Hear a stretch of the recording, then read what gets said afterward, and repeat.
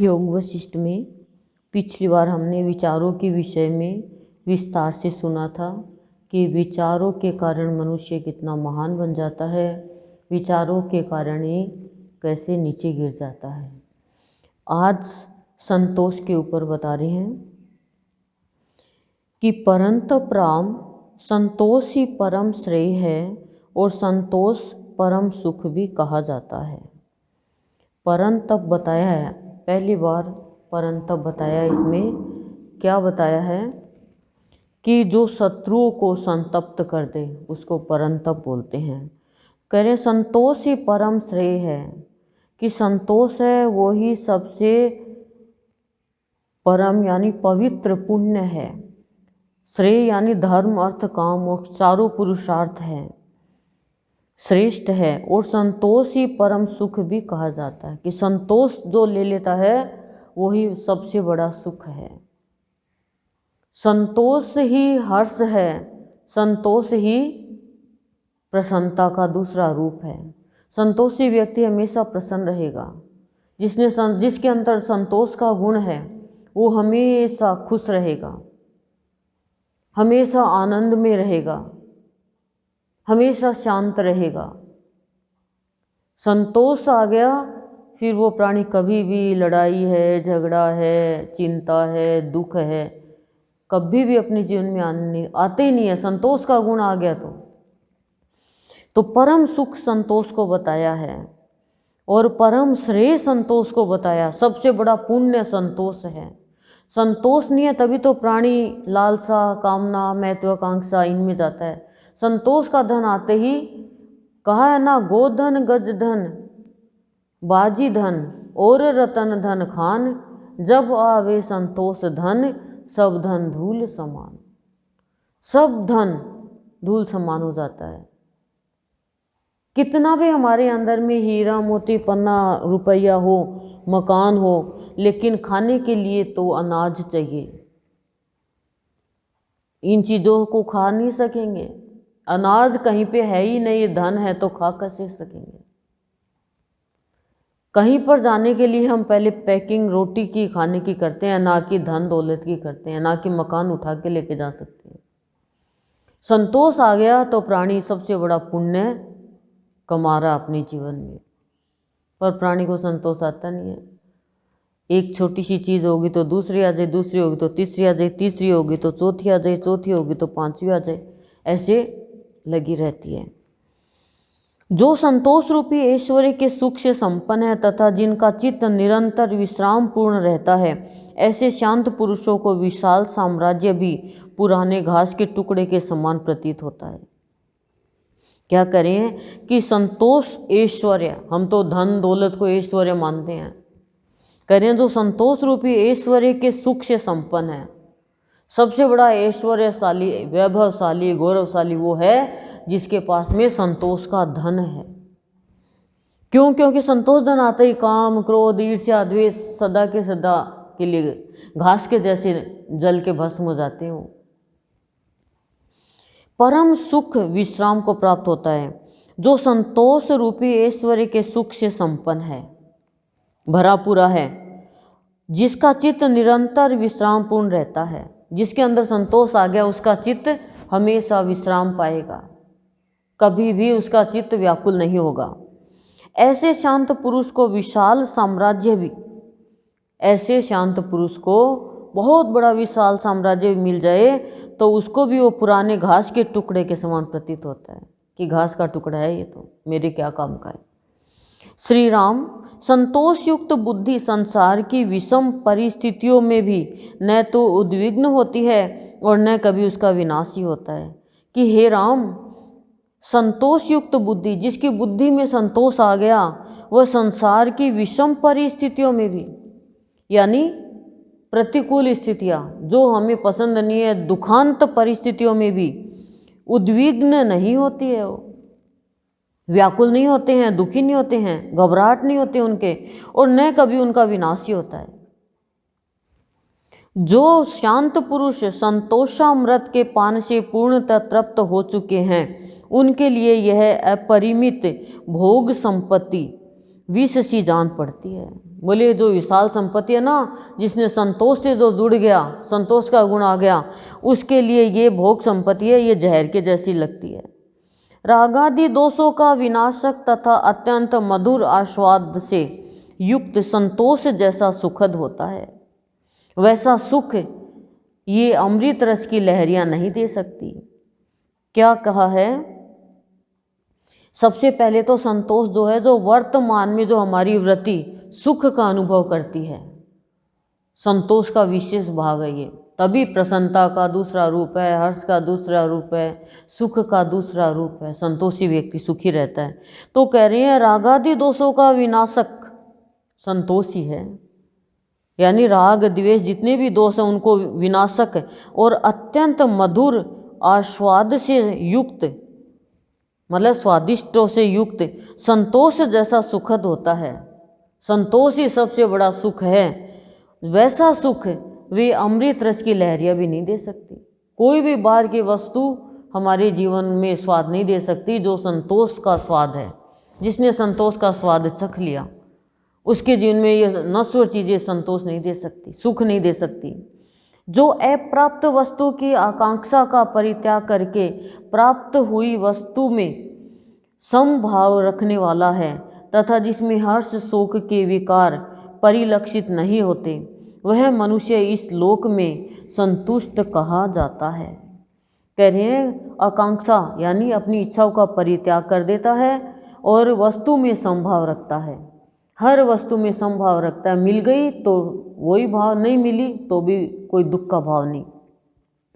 और जिसमें खुशी और ना खुशी यानी प्रसन्नता है प्रसन्नता, दुख शोक, ये जितने भी विचार है वो नहीं दिखते हैं, वह मनुष्य इस लोक में संतुष्ट कहा जाता है। बोले वही संतुष्ट कहा जाता है, उसी व्यक्ति को हम संतुष्ट कहते हैं। लेकिन हम तो इतने व्याकुल हो जाते हैं, उसको कैसे मिल गया, मेरे को क्यों नहीं मिला, उसके पास इतना है मेरे पास क्यों नहीं है।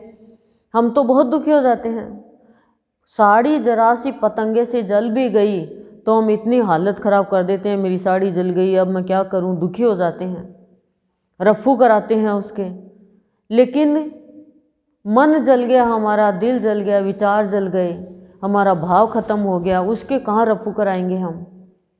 उसका रफू का पता ही नहीं है कौन रफू करेगा। रफू की दुकान पे पहुंच जाएंगे पूछते पूछते, स्किन जल गई तो डॉक्टर के पास पहुंच जाएंगे। कितनी जलन होती है, उतनी जलन हमारे अंदर भी होती है जब हम अंदर में असंतोष का भाव लेते हैं, अशांति का भाव लेते हैं। तो कामना लालसा की इतनी इच्छा हमारे अंदर जागृत है कि हम चैन से बैठ ही नहीं पाएंगे। यदि किसी के पुत्र नहीं है तो पुत्रियों की लाइन लगा देंगे। यदि पुत्र नहीं है तो सियाने सेवड़े के पास में, तांत्रिक के पास भी पहुंच जाएंगे। लेकिन भगवान को पाने के लिए कहाँ तांत्रिक के पास जाएंगे, कहाँ सियाने सेवड़े के पास जाएंगे, कहाँ पूजा निकलवाएंगे। कुछ ही नहीं है हमारे पास में इतना त्याग तपस्या का। लेकिन सत्संग में आकर के गुरुदेव क्या कहते हैं, संत देता है वो संतोष और हटाता है सारे दोष। संतोष आते ही तो दोष हट ही जाएगा ना। ठीक है हमें चाहिए चीज़ें, मैं ये नहीं कहती नहीं चाहिए क्या, लेकिन थोड़ी देर के लिए हम सोचें कि मैं जिनके लिए लगी हुई हूँ सारे दिन वो मेरे साथ जाएगी क्या। मैं कितना पाप कर रही हूँ इन चीज़ों के लिए, कितना अधर्म कर रही हूँ, कितना झूठ बोल रही हूँ। भगवान के लिए भी हम कितना करते हैं, बहुत कम करते हैं। थोड़ी देर के लिए सोचो, जब आप होली दीपावली आती है तो सोना निकाल के देख बैठते हो, ये मेरे साथ कौन सा गहना जाएगा। कुंडल तो लेके ही जाऊंगी, बोल दूंगी बहू को या बेटी को कोई को कि कुंडल मत निकालना मेरे को, मेरे डेड बॉडी को स्नान कराई तो ठीक है, वो बहू ही निकालेगी नहीं, लेकिन जलेगा तो वो यहीं रह जाएगा।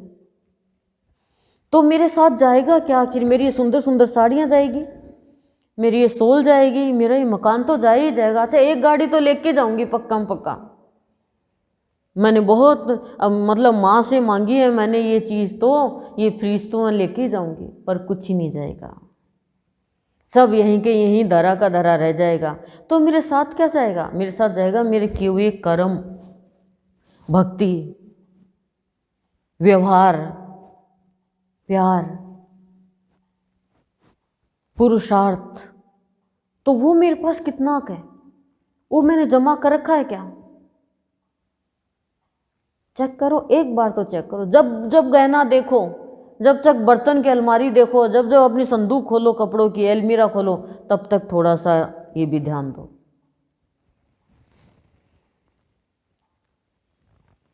संतोषी व्यक्ति वो है जो दुख सुख समान हो जाए और जो मिल गया उसमें संतोष करे, जो नहीं मिला उसमें भी संतोष करे।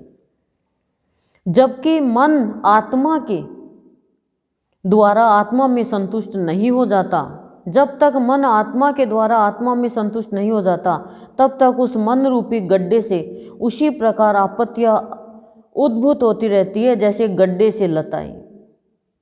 संतोष से शीतल हुआ मन विशुद्ध विज्ञान की दृष्टियों से अत्यंत विकास को प्राप्त होता है। ठीक उसी तरह जैसे सूर्य की किरणों के संपर्क से कमल विकसित हो जाता है। क्या कह रहे हैं?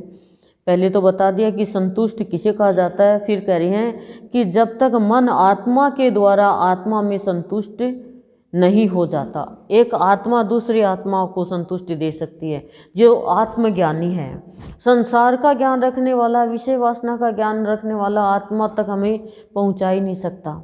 तो कह रहे हैं संतुष्ट तभी होगा जब तक मन आत्मा के द्वारा आत्मा में संतुष्ट नहीं हो जाता, तब तक मन रूपी गड्ढे से उसी प्रकार आपत्तियां उत्पन्न होती रहती है जैसे गड्ढे से लताई। संतोष से शीतल हुआ मन, संतोष से मन शीतल हो जाता है, यानी कोई कामना वासना नहीं है उसमें। विशुद्ध विज्ञान की विशेष रूप से विशुद्ध जो है वो विशेष रूप से ज्ञान की प्राप्ति हो जाती है और उसकी दृष्टियों से अत्यंत विकास को प्राप्त होता है। वो दृष्टि के द्वारा हर तरीके की दृष्टि होती है, क्रोध की भी दृष्टि, शांति की भी दृष्टि। तो कह रहे हैं ये भी दृष्टि है विशुद्ध विज्ञान की दृष्टि, और शीतल संतोष से शीतल हुआ मन वो दृष्टि, उससे विकास को यानी आगे की ओर बढ़ता है। जैसे मकान है, सड़क है, कोई विकास कार्य चालू है यानी उन्नति की ओर आ रहे हैं। कैसे? ठीक उसी तरह जैसे सूर्य की किरणों के संपर्क से कमल विकसित हो जाता है। सूर्य की किरणों का जैसे संपर्क हुआ तो कमल खिलने लग जाता है, ऐसे ही मनुष्य का के अंदर विशुद्ध विज्ञान और संतोष से मन शीतल हो जाता है। जैसे मलिन दर्पण में मुख की छाया नहीं दिखती, दर्पण मैला है तो मुंह नहीं दिखेगा, उसी प्रकार आशा की परवस्था से व्याकुल एवं संतोष रहित चित्त में ज्ञान का प्रतिबिंब नहीं पड़ता। वैसे ही कह रहे हैं आशा की परवस्था, जो आशा के परवश हो गया, पुत्र से आशा, पुत्री से आशा, पति से आशा, पत्नी से आशा, संसार वालों से आशा, किसी का काम कर दिया तो आशा, तो करें आशा किसी से भी मत रखो। बहू से आशा, सास से आशा, सास ने आशा कर ली बहू की, बहू वैसी नहीं आई, आशा कर ली जवाई की, जवाई वैसा नहीं आया, तो फिर रोते फिरेंगे। आशा रखो ही मत किसी से, और कुछ होता है तो ये मान के चलो इससे भी बुरा होना था, भगवान ने थोड़ा तो ठीक किया। आशा रखनी है तो भगवान से रखो, अपने आप से भी आशा मत रखो, अपने शरीर से भी आशा मत रखो, क्या पता कब शरीर बीमार हो जाए। कोई भी संसारी लोगों से आशा नहीं रखनी चाहिए। क्यों? क्योंकि नश्वर है, पता नहीं कब क्या काम आ जाए मनुष्य के। मान लो आप मेरे को ही कहो कि ये काम कर दो और मेरे ही कोई संसार का काम आ जाए, या शरीर बीमार हो जाए, या कोई और काम आ जाए, तो आशा तो निराशा में बदल जाएगी, या हार्ट अटैक होकर मृत्यु हो जाए, तो फिर आशा हमारी कैसे पूरी होगी। आशा भक्त खाली भगवान से रखता है और संसारी प्राणी दुनिया वालों से रखता है, जिए दूरी करता है। बेटा तू बड़ा होगा तो मेरी सेवा तो करेगा ना, बेटा बड़ा होगा तो तू मैं बुलाऊंगी तो आ तो जाएगा ना, तू तेरी पत्नी के कहने में तो नहीं होगा ना। तो हम ये आशा रखते हैं, अब ये आशा पूरी नहीं होती तो रोते फिरते हैं। तो ऐसी आशा नश्वर लोगों से नहीं रखनी चाहिए। क्यों? क्योंकि आज है कल नहीं भी रहेंगे, परिवर्तनशील है ये जीवन चक्र। तो किसी से भी आशा नहीं रखनी चाहिए भगवान के अलावा। और भगवान भी आशा जब भी पूरी करेंगे जब कर्म अच्छे होंगे, भगवान भी पूरी नहीं करेंगे। तो सबसे अच्छी आशा तो कर्म की है, कर्म अच्छे करो। भगवान को तो जबरदस्ती करनी पड़ेगी, जबरदस्ती आशा पूरी करनी पड़ेगी, नहीं चाहेंगे तो करनी पड़ेगी। अब हम किसी को गाली देंगे तो गाली का पेड़ लगेगा, कल गुरुदेव ने बताया ना, और हम किसी को प्यार देंगे तो प्यार का पेड़ लगेगा, लड़ाई करेंगे तो लड़ाई का पेड़ लगेगा। तो गाली देंगे तो गालियाँ गालियाँ गालियाँ गालियाँ फल की लग जाएगी। अब कोई हम कहेंगे मेरे को क्यों गाली दे रहा है, तुमने गाली दी है भाई, कभी तो गाली दे दी, अब उतरम पात्रम वंदे मातरम।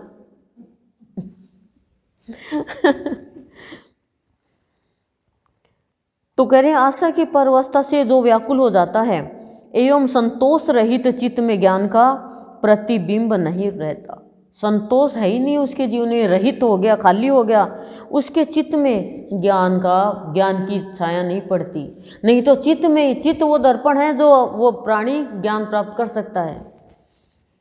जिसका मन शारीरिक तथा मानसिक क्लेशों से मुक्त एवं संतुष्ट है, कह रहे जिसका मन और शारीरिक, मन है वो शारीरिक और मानसिक यानी शरीर और मन इनके क्लेशों से मुक्त हो गया और संतुष्ट हो गया, वह प्राणी दरिद्र होते हुए भी सच्चे साम्राज्य सुख का उपभोग करता है। दरिद्र है फिर भी वो सच्चे साम्राज्य सुख का उपभोग करता है, यानी उपयोग में लाता है।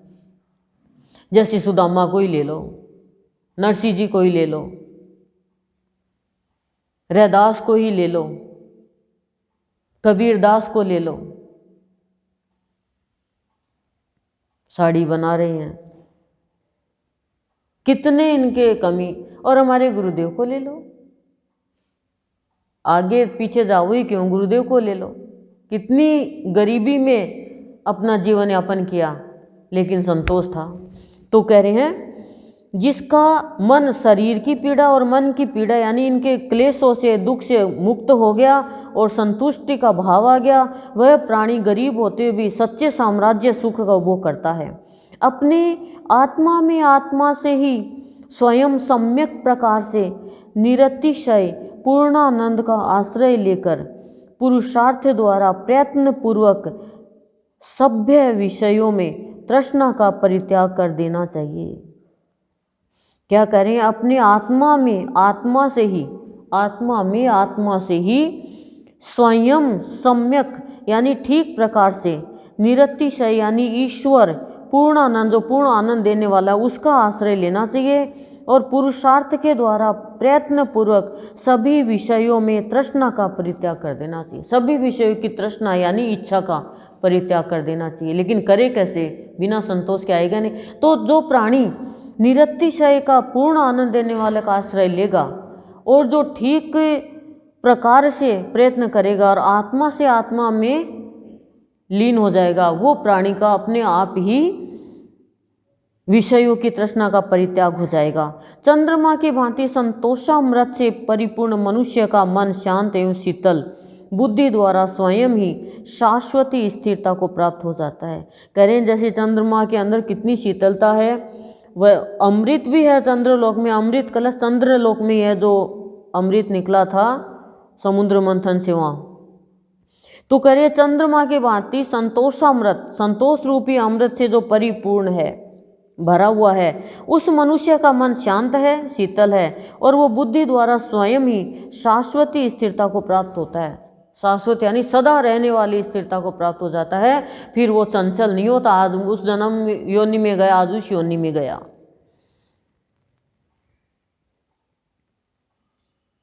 जब संतोष से संपन्न पुरुष अपने आत्मा में आत्मा द्वारा स्वस्थ रूप से स्थित हो जाता है, कह रहे हैं संतोष से जो संपन्न हो गया वो पुरुष अपनी आत्मा में आत्मा के द्वारा ही, कोई इंद्रिया कर्मेंद्रिया कोई भी ये बाहर के कर्म कांड पूजा पाठ उनके द्वारा नहीं जा सकता, आत्मा में आत्मा के द्वारा ही स्वस्थ रूप से स्थित हो जाता है। उस समय उसकी सारी मानसिक व्यथाएं उसी प्रकार अपने आप शीघ्र ही समूल विनष्ट हो जाती है जैसे वर्षा ऋतु में धूल शांत हो जाती है। जो आत्मा में आत्मा के द्वारा ही, मतलब स्वयं ही कुछ प्राणी करेगा, आत्मा से कुछ करेगा तो ही करें, उसकी सारी क्लेश, सारे दुख, सारी चिंता ऐसे दूर हो जाएगी जैसे बरसात की ऋतु में सारी मिट्टी सारी साफ हो जाती है, पूरी मिट्टी साफ हो जाती है, छत की, बाहर की, पेड़ पौधों के ऊपर जमी हुई है, बाहर गाड़ियों में जमी हुई है, सारी अपने आप साफ हो जाती है, पोछा लगाने की जरूरत ही नहीं होती है। वह पुरुष अपनी उस शुद्ध वृत्ति द्वारा चंद्रमा की भांति पूर्णतया शोभित होता है। श्री राम जिसकी वृत्ति सदा शीतल और कलंक से सर्वदा रहित है, जिसकी वृत्ति वृत्तियाँ कई प्रकार की होती हैं। हमने तो मन बुद्धि चित्त अहंकार ये 4 ही वृत्ति सुनी है, लेकिन कई वृत्तियाँ होती है। वो सारी वृत्तियाँ है वो शुद्ध हो जाती है चंद्रमा की भांति और पूर्णतया शोभित होती, यानी शोभित होना मतलब शोभायमान हो जाती है, सुंदरता बिखेरती है। ये रघुनंदन, इस जगत में जो पुरुष श्रेष्ठ गुणी पुरुषों द्वारा अभिमत समता से सुशोभित है, यानी उन पुरुषों की आज्ञा के द्वारा, एकत्व के द्वारा, समता यानी समान रूप से समता के भाव से सुशोभित है, वह उस विशुद्ध पुरुष को आकाशचारी देवता और महामुनि भी प्रणाम करते हैं। आकाश वाले देवता और महामुनि है, मुनि नहीं महामुनि है, बड़े बड़े मुनि हैं, वो भी प्रणाम करते हैं जिसकी वृत्ति में शीतलता है, संतोष रहित है और संतोष का गुण जिसमें आ गया। ओम शांति शांति प्रशांति।